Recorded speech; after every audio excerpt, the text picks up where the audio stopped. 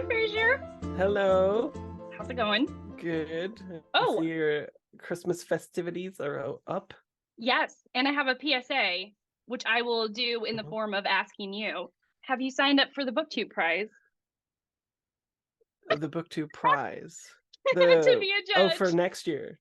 next year? Oh no, I have not. I have not Okay. actually. If you are planning to, you and everyone else watching, then I would highly suggest that you sign up right now, you know. But yeah, that's it. Because Because signups are right now and they're looking for judges at the BookTube prize. okay. And when's the cutoff for I procrastinators such as I? I think the end of December, to be honest with you. I think you can sign up all Yeah, month, plenty but of time. so basically I'm gonna sign up for you. I'm just kidding. Okay. Yeah. I signed up for And fiction and nonfiction this year. What? And I'm what? snubbing Yeah. translated fiction. Yeah, Yeah. it was quite hard for me to get here for a few of the things. So if I Interesting. Oh, for sign up, translated? it will probably, yeah, like Mm. quite a few of them I had to struggle, I guess, to get them. So that was a little bit rough. And if I sign up again, it'll probably be just fiction, maybe. I don't know. Oh, We'll see. nice. We'll see. Interesting. Interesting. All right. Hmm. All right. So tops and flops. I'm gonna go. I mean, no, I have a good name. I gotta do the name. So Yep. I What is the name? okay, I feel nerdy just saying it. Okay, so I have the mez and the yaz. The Mez? Like mess, like meh, and then the Oh, yaz, like MEH. I thought Meh. I thought it was like MEZ, and I was like, what is the Mez? Is this a fashion thing? You're I don't you're know so that. Canadian with your MEZ thing. Whatever. Okay. The Mez and the Yaz. Okay, the meh, like the mess and the yaz. Okay, so we're gonna start with the yaz. Yeah. So that's like YAS, right? Yes. Yes, or YEAH, like yaz. Yaz. Okay, you know what? I'm gonna Okay. stop. We're starting with the good. Okay. If anybody got past our very unhinged introduction, I will be so surprised. So yeah, okay. We're We delightful. yes, we and you have four. We are delightful. We have you have four yes, yeses, Yes. yays, Yes. yays, yes. Yes, I do. Yep. Never again am I choosing the name. Okay, I'm gonna start with my least favorite, yeah, to my most favorite, from the least top to the most top. Okay, you can start since you have Yes. four, and then I'll. Oh, okay. Okay, well, the first one you probably see coming. You want to Can I guess? guess? Yeah, yeah. The Raven Boys, No. the LA Confidential. Yes. Yeah. Yes. I just chose the whole quartet actually because I think they're better as a product of the whole, like what he was doing with it. Basically, so this is an alternate history of LA through like around 20 years, starting from the 30s. It's by James Mhm. Ellroy, and it's called the Yes, LA yeah, right. Quartet. Yeah, that's true. Okay, go ahead. And he is chronicling, starting with the Black Dahlia, which is a true fiction crime that is still unsolved. And it How? is bad people solving crimes, and he's really trying to show, or rather, like even expose the justice system, how these people functioned, what justice even looks like, and shows sort of like the dark underbelly. But it's definitely still mm, like a starting point for him. Like it develops far more over time.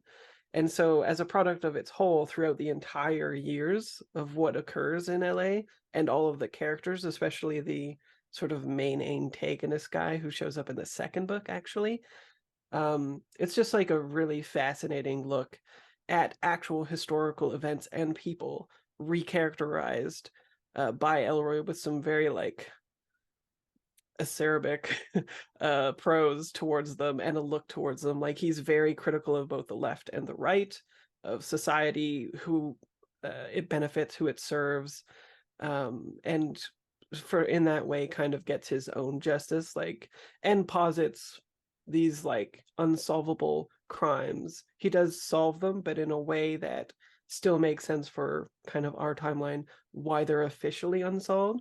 Like, the justice Oh, is like street justice or whatever. yeah, You know, yeah. like it's solved, but it was never solved for a very particular reason on the books. And yeah, it's all just bad people doing bad things. There's no hero, there's no real actual good occurring, and if it does, it's very like fleeting, and generally not from like the main characters. Instead, they're like obsessed with their own sense of morality and justice, usually because of the own trauma cycle that's occurring and keeps occurring within history. So it's just like a very interesting way, I guess, to look at historical fiction and what he's actually trying to show. And there's like a kind of catharsis that gets worked out from it, because he himself had a mother who was a prostitute who also was killed, just like the Black Dahlia. And so he's Oh, all of it sort of is like centrifugal around that particular thing. And his interesting. writing is all sort of about her, even when it's not about her. It's Well, something he's like never understandable. been able to get over. Yeah. Yeah, yeah. Interesting. I could see why you said it's not for me. Like, you're like, Yeah, there's not it's a lot of good. But intense. yeah, yeah. The bottom of the good though. This is great. I mean, it was, the whole series was good, and that was, I have The the first Raven one. Boys. Yeah, the first one. Well, the first. I think my favorite was the first two of the Hmm. series. And then the last two I liked, but I liked the first two more. And I think it just is about me as a reader, in that I don't read a lot of series. And by the third book, I'm like, I kind of know what you're serving up. And so I know what to expect. And one of the things I Hmm. really love about reading is being surprised. But what I liked about this, well, what I liked about the whole series is that it centers around a group of friends, and their dynamic is very sweet. And even in the book, which we read this together anyways, but even in the book, they're the author, this is, by the way, this is the Raven Boys by Maggie Stephen, how do you, Stiefvater I don't think I've ever tried to Stiefvater. pronounce her out loud. Yeah. Yeah, okay. So and it's set in a magical world. It's obviously like, you're already having to suspend your disbelief because you're following a group of like four young men and a young lady that gets adopted into their group, and the young men are of all go to a very prestigious and wealth driven school, and they're looking for magic. And I felt like this was, if Heartstopper and Buffy the Vampire had a baby, it would have been the Raven Boys. And I think but what I was going to say was that the author at several points throughout the books, she says that all of the Raven Boys and Blue, the girl who gets inducted in the group, all love each other. They're like in love with each other. And I really liked that, because I think when you have a really strong friend group, that is true. It's like everybody is sort of slightly in love with everybody else, and that you can really feel how much she loved her characters. And I don't know, there was just something very, very endearing about it. Yeah, it feels very like episodic too, like kind of like Buffy, where there's like a season that's happening, like a overall antagonist and goal, and then there's Mm-hmm. the, individual character growth in Though I each do one. think that my favorite book of I was kind of using that as a bookmarker for the whole series in a way, but I think my favorite book was probably the Dream Thieves, just because Even it, they introduced like even with Mr. Gray. Kavinsky. Yeah, I didn't love Kavinsky, but I love to hate him. Yeah, So, yeah. yeah, yeah. But they introduced Mr. Gray, and Mr. Gray ends up being, I think, one of my favorite characters of the series. And I Yeah. just really enjoyed his character arc, especially in that book. Yeah. What's your That next? series is great. That's, yeah, it is. Okay, It's a so solid YA series. least, I guess, would be Joan, a novel of Joan of Arc by Catherine J. Chen, narrated by Hannah Moorish, Oh. who was above and beyond as a narrator, like just chef's kiss. She was fantastic. I think part of this worked for me in particular because I didn't really know anything about Joan of Arc except for like the broad strokes of what happened to her, which I think everybody kind of knows somehow. Like you get it in some reference somewhere in pop culture somewhere, you know. So Mm-hmm. anyway, I didn't know the particulars, and this is a kind of reimagining, centering it away from like a more religious, like I don't know, glow up or whatever from her. Like it's very rooted in maybe she was just particularly talented, very like broad in build and so very strong, and like Oh. it wasn't just like, you know, Jesus rays poured down on her and she was like invincible Oh. kind of deal. It's a more And it's grounded centered, perspective. yeah, and it centers specifically on her drive to specifically go and do the things that she did, stemming from her childhood, which has her father being a very problematic, like like different forms of abuse in the household, and her, that's why she's rooted in trying to protect like the weak, and um having the same belief system basically as the church, but rooted in actual events in her past rather than following doctrine, and stuff like that. Oh. So it's just very Yeah. like interesting, and I thought worked very well. I haven't obviously consumed other texts about her and what's going on there, but I thought this totally worked. The narration was excellent. Lots of like just the right amount of verisimilitude. Like she's not describing every battle to like the death, and she's very good at moving time. So just when you think it's going to be like all about her childhood, it suddenly turns into like teenage years, and then Nice. later on, it's pretty critical of the faith as an institution, and especially the French king, who seemed like quite a dick. So Yeah. yeah, like he was just not a nice person, and kind of maybe not deserving to be a king, I think. um and Yeah. yeah, I just thought it was brilliant. It was like a 5-star book for me, and I saw on an Novella's channel, I Mm-hmm. think, Yeah. she has an interview with the author that I've bookmarked that I'm gonna watch now that I've read the book. Nice. Nice. Well, I will add that to my wish list. My very long TBR. Yeah, I've heard good Yeah. things about it. You're not the only one. You've yeah. Oh, Then I think well the next book we read together um with our Up to No Good book club, and I really liked it. I know. And that is H is for Hawk by Helen I, MacDonald. I knew it would be here. Did you? How did you Oh know? yes. Well, For you're me? you're quite the naturalist these days, Yeah, and I am. just your reactions. Yeah.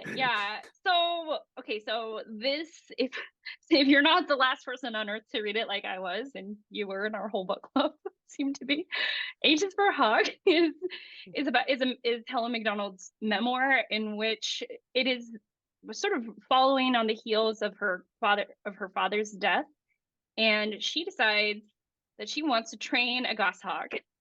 And these creatures are erratic and difficult and notoriously hard to train, and also has been documented by T.H. White, the author of The Sword and the Stone, among other writings, that he also tried to train a goshawk. And so that, even though it is an unpopular opinion according to our group, the ones that I've talked to so far, but what Helen MacDonald does, who I believe is a historian, she compares her experience of training the goshawk to T.H. White's experience training his goshawk. And I thought that was brilliant because she was just like, she would just kind of like, it felt like you were just going into her thoughts as she was pondering deeply. Another author, another naturalist, another person who struggled with darkness, and also somebody who was doing the exact same thing as her, which was trying to train a very unwieldy creature. And then it was also, so it was part that, part her training Mabel, her goshawk, and then also part like her thinking about her childhood and her father and the grief that she has with her father. And I thought it was beautiful. Like, I just loved it. I thought it was amazing. I thought her story was fantastic. T.H. How White. did you not like the T.H. White? There's some aspects that are really interesting, like his social isolation and his dealing with his queerness, and Yeah, I thought those were great. a whole bunch of stuff like that. But the verisimilitude between her, like during the parallels of her training the hawk and him, and when they're successful, when they're failing, and also, I don't know, it just kind of bugged me in general that they are doing it at all. I'm just like, why? Like, everything about the hawk is like, I want to be in the wild. They're like, oh no, I can engineer circumstances in which you will be happy, one of which includes blindfolding you so you don't know what the hell is going on. I And understand I the don't know. critiques. I don't know. I was just like, I was here for it. I was like, you are unhinged and a little vicious, and I am here for you, girl. Like, can Yeah, we she was talk? Like, unhinged. she was amazing. I was like, I kind of want to be you, but I don't want to be you at the same time. When she reaches the point in which she realizes why she wants so badly to train the goshawk, that was really incredible. But then it continues for a while, and I was like, remember that revelation you had? Maybe think on that. Yeah. Yeah, Yeah, I don't know. I really liked it. she was also excellent at narrating her story too on Mm-hmm. audiobook. It was just, Mm-hmm. she knows what's Yeah. up. All right. What's your next one? Do you want to guess? The Passenger by Cormac McCarthy. Yeah, you got it. I am transparent. Yeah, so this was surprising because I've seen a bunch of reviews that suggested that I probably wouldn't like this book, to be honest. Like, I was sweating a little bit because I have pre-ordered at a good price like a year ago the duology with a slipcase of it, and I was like, I don't know, like, I saw some reviews and I was like, if this sucks, I'm dropping, like, I don't know, 50 Canadian or something for these two hardbacks. But it was just really affecting for me. I really loved it. So a lot of the controversy around this book is like a lot of people end the book not really knowing if it was actually about anything. Like, there Oh. is a story arc in which there is a diver who is quite skilled at many things. Like, he's, I can't remember the word for it, but very good at picking up all these different things. Something vert, probably. But what ends up happening is he's sort of like an outcast outlier of society. He does the jobs away from people because he's not particularly connected to people. He's a diver. He finds a wreck. And then very quickly, odd things start happening in his life because the US government starts interceding in it. They freeze his bank accounts, and he's not really sure kind of like what's going on. And parallel to that is the story of his sister, Stella Maris, which is, or Stella. Stella Maris is the hospital in which she goes to. She's in a asylum because she is a almost like a beautiful mind type. Like, she's brilliant at everything. She sees the world in a completely different way, but her mind also sort of torments her in certain ways as well, because she cannot specifically divest herself from certain ideas and concepts, and the one of which is a boy who is a manifestation of certain ugly aspects of her personality in her mind, who manifests, and she has discussions with him, and those are those chapters. Then we find out that she's actually been dead for a while, and he hasn't been dealing with that grief at all. And so we don't really know in the timeline, like, is she actually alive and he doesn't know it, or there's just like so many questions inserted in the narrative, basically. And meanwhile, after this government intervention, he is left talking to a whole bunch of different people. Like, the bulk of the narrative is his discussion with other people on seemingly random subjects, but because the topics are metaphysical in nature at the very beginning, it kind of signals to the reader that the progression of the narrative is something taking place in the metaphysical region. So all of these discussions are about like society, philosophy, and it coalesces into what he is going to do about his problem without giving you the answer. You have to decide based on the outcomes of those conversations for yourself what he's going to do. And so all of the progress of the narrative takes place on a metaphysical kind of plane where he's dealing and processing with grief and deciding, is he going to kind of acquiesce to the government or go down a different path and all this stuff. Also, the narrator, who I forgot to write down, it looks like, was fantastic. Just incredible narration. And I've heard that it's kind of hard to get through in the same McCarthy kind of way, where he doesn't have speech indicators and just has like dense passages and stuff. But when you hear it read aloud, it was just perfection for me. Like, I didn't notice anything like that. It was just like I got completely consumed by it. I think I just like let it drip in my ear for an entire day and I was done. I know, yeah, you listened to it quick. Yeah, and made me want to listen to it too, but I don't know if I will. So yeah. Yeah, fair enough. And then the duology comes out, so people are kind of wondering if more answers will be appearing in the second book, which is specifically his sister's story, I guess.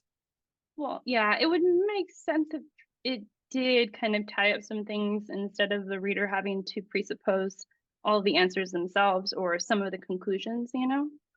So I don't know. I don't know. Yeah. What's your next one? This is my top.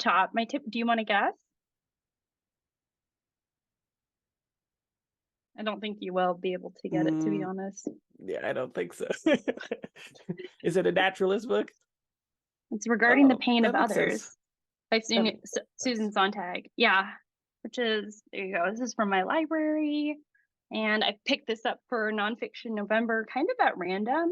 Anyways, this is actually the history and commentary, like it's short. It's a brief history and commentary about war photography and what that means and what it means to look at the images and to process the images. And it's just fantastic. Okay.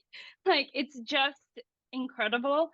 And so she is doing this. It's essentially one long essay, or like a bunch of essays, I guess, or I don't even know, but the subject is photography.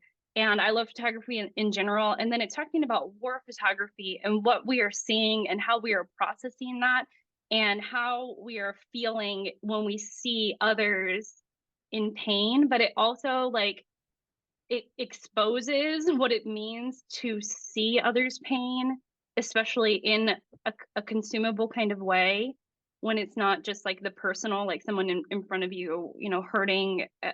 And I just thought it was so brilliant. And there was this one part where she basically says that you as the reader do not have the privilege to be aghast by harsh photography anymore, because it is so available to us. It is so in our lives, that to be so sensitive, to be like taken aback when you see a harsh photograph, is really being blind to the fact that it's there all the time. And I felt like she had just went into my heart and gave me a little slapping around. And I was like, oh. And I think it was an encouragement in a lot of ways to move beyond just being like, oh, that it hurts to see that, she was just like, well, duh, it hurts to see that, and you need to actually start processing what's happening and what it means to actually see this instead of just stopping at like, it hurts to see this. And I thought that was just so profound. And I felt like I had been told, and yeah, this is my first Susan Sontag, and it will not be my last because it was incredible. Do you know if it was published like quite a while ago too? Because that seems like a It lesson that a lot of people haven't, internalized or whatever, despite its popularity, right? It's I 2003 is the copyright date. oh, So yeah, so it was published enough ago that I've heard about it. And she has another famous work called On Photography. And so I think in a lot of ways she's also near the end of the essay, she's thinking back about what she said in that book on photography and critiquing her own work at that point in time. But the whole thing was really interesting because I didn't know a lot of what she had to say about war photography and about like the images in which we consume, and then taking a pause and thinking about what are images and how we consume them. And it was just great. It was fantastic. It was like more relevant than I ever thought it would be. And it like kind of blew my mind a little bit. boom. Mm-hmm. The sound of your mind. Yeah. Cool. What's Okay, your well, last book? is something that really surprised me. It is the autobiography of Malcolm X, as told to Alex Haley, narrated by Lawrence Fishburne, who is off the chain, like so good at narrating this. Like he should have maybe played that role in the movie, basically. Like it was just incredible. He gets like the emotion behind some of the passages, as well as like lots of the nuance, obviously, and it was just an incredible audio experience anyway. And I got it like on sale, and I was kind of like, oh yeah, I've heard this is like pretty good, but it'll probably be like most other biographies. And in the beginning it kind of was like, from when it was written, I would say a lot of the beginning is slightly problematic actually, but that actually becomes part of the narrative throughout. By the time that you get to the end, he's addressed all of those things where you're like, you were a little bit gross there, my friend. And how overtly dogmatic he is towards certain things become more nuanced with age, which makes a lot of sense. Right. But it really shows, I don't know how much, because of how his life ended, he had asserted in the structure of this actual novel, but whoever structured it was just amazing. Basically, it shows so much of his like life path and what he was actually about without the propaganda inserting itself, and just gives like such a perfect composite of who he was in the past, middle, and end of his life, and is just so much more relevant. Like, for instance, I thought this was way more relevant, interesting, compelling than Meditations by like Marcus Aurelius, who was a douche. This is just, yeah, it was, yeah. And all of the things that he was struggling with, unfortunately, are still very present. It's like reading like Baldwin right now on American stuff. It's just like, yep, that's still happening. Yeah. That's still a problem. Exact same issues, all of that kind of stuff. So it was just perfect. If you're going to consume it, I would definitely recommend the Lawrence Fishburne one, which I think is unfortunately locked to Audible. Oh, okay. Well, I'll have to look for that. I'm gonna check that out because it sounds really good. Now I'm interested. So yeah, it was so good. Yeah. Well, I'm so glad you had a few. That was like the biggest surprise. The other ones I kind of I knew. Like I didn't get that one, so that was surprising. I would have thought it would have been one of the Raven Cycle books, to be honest with you. So yeah. And that's one of my favorite all-time series. So it was a banging month when it was. One of those doesn't even reach the tops. Yeah. Well, thanks for being on my channel and sharing your tops and adding to my TBR. Thank you. Yeah. All right. Well, I'll see you. I'll see you soon. Bye.